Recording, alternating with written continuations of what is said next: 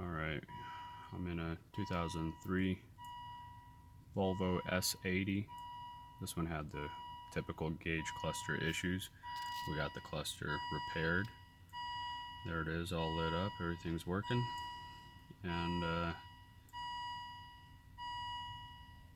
now we have the typical SRS Airbag service urgent message, which is something, well, we have the service urgent message, but we have no airbag light there on the right side. As you can see, it lights up like it should, and then it goes away. So this service airbag message is, there's basically a fault code stored inside the DIM. We're going to go ahead and read it and show you how to clear it. Alright, we got the correct model selected here. Now if we just go into the control unit, I'll show you first the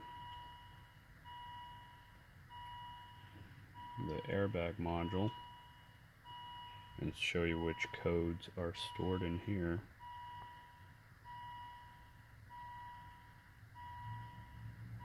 So it looks like this one may have some other issues. Let's see if these codes are clearable. Usually the 00D4 code is not clearable.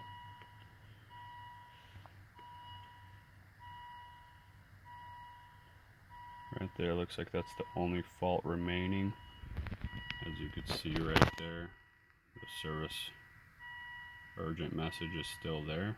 Still no airbag light. Now I'm gonna exit this setting,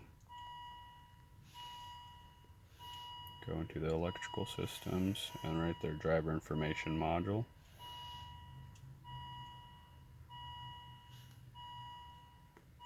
I'm gonna read this.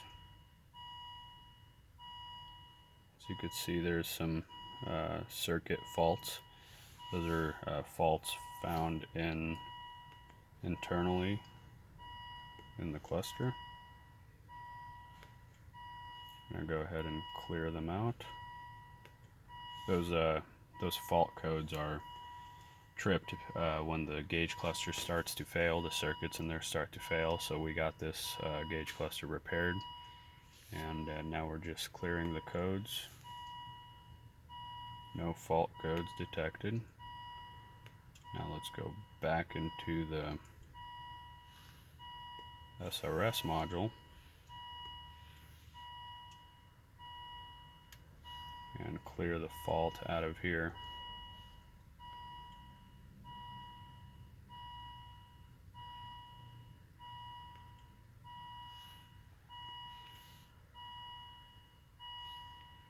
There you go.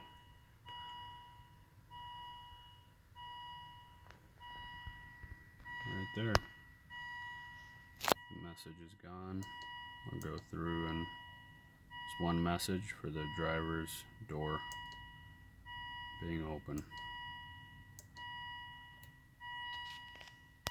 If you have a problem with your gauge cluster, or you have the 00D4 fault code and you did not have your gauge cluster repaired yet, then I'll include a link to our website in the description of this video. You could go there, visit the website, check out the service, see what's all covered. We have a lifetime warranty on our repair, and we have a fast 24-hour turnaround time.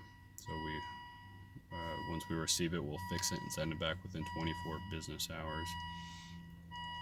So it's a pretty quick process, and this is a very cost-effective way of getting this thing repaired instead of replaced, because if you get a junkyard one, then chances are it already has these problems, or it will here shortly in the future. And it's a lot cheaper than going to the dealer. It's over $1,000 taking it to the dealer, getting this problem fixed. So yeah, thanks for watching. Don't forget to like and subscribe.